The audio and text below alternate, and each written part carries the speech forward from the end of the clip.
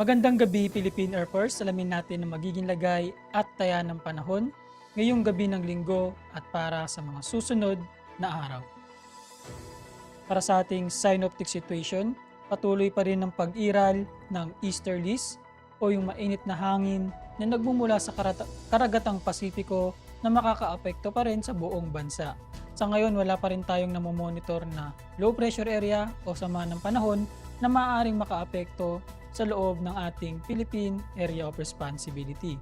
Dahil dito, asahan bukas sa buong Luzon, kasama na dyan ang Metro Manila, pati na rin dito sa buong Visayas at buong Mindanao ang mainit na panahon, bahagyang maulap hanggang sa maulap na kalangitan na may mga tsansa yan ng pulupulong pag-ulan, pagkidlat o pagkulog na madalas sa hapon o gabi.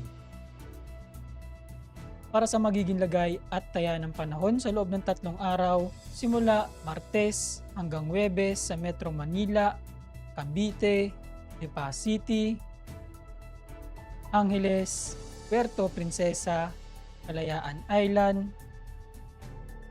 Mactan, Zamboanga at maging dito sa Davao, asahan ng bahagyang maulap hanggang sa maulap na kalangitan na may mga pulupulong pag-ulan, pagkidlat o pagkulog.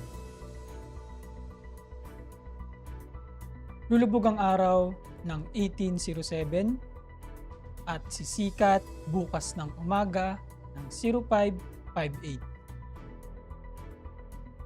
Para sa ating moon illumination, 15% increasing. Para manatiling updated sa lagay at taya ng panahon, i-follow lamang ang Air Force Weather Center sa aming social media accounts. Yun lamang po ang lagay ng panahon ngayong gabi sa ngalan ng aming commanding officer na si Colonel Albijan Cugador, PAP GSE. Ako si Sergeant Antonio Emrilio Jr., Weather Broadcaster ng Air Force Weather Center. Muli, magandang gabi, Philippine Air Force.